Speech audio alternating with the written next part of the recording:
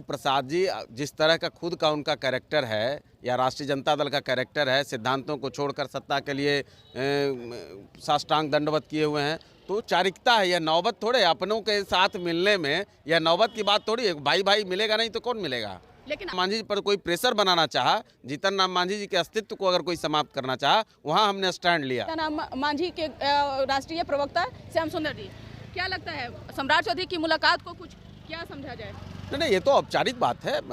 हम लोग गठबंधन के साथी हैं और प्रधानमंत्री जी, गृह मंत्री जी के साथ हमारा जो कमिटमेंट है वो है।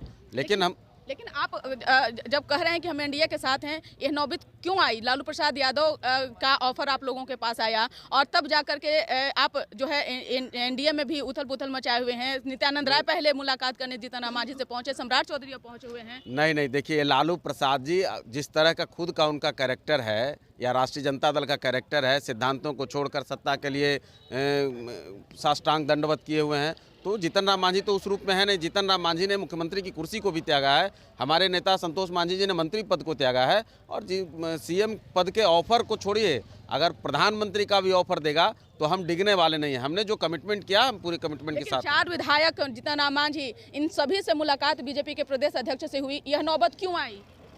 यह तो औपचारिकता है। यह नौबत थोड़े अपनों के साथ मिलने में, यह नौबत की बात थोड़ी है। भाई भाई मिलेगा नहीं तो कौन मिलेगा। लेकिन आप लोगों का जो है लालू प्रसाद यादव के तरफ से प्रस्ताव आया था। अरे लालू प्रसाद यादव के साथ जीतन राम मांझी के साथ रहने वाला एक कार्यकर्ता नहीं जाएगा। विधायक की तो बात छोड़िए। जीतन राम मांझी जी ने जो शब्द दे दिया प्रधानमंत्री जी को, हम पूरी तरह से उनके साथ हैं। हमारा कमिटमेंट एनडीए के साथ है। अब एनडीए में कौन आते हैं कौन जाते हैं, इसके लिए हम थोड़े कुछ करने जा रहे हैं। तो अब आप लोगों का स्टैंड क्लियर हो गया? हमारा स्टैंड पहले से ही क्लियर है।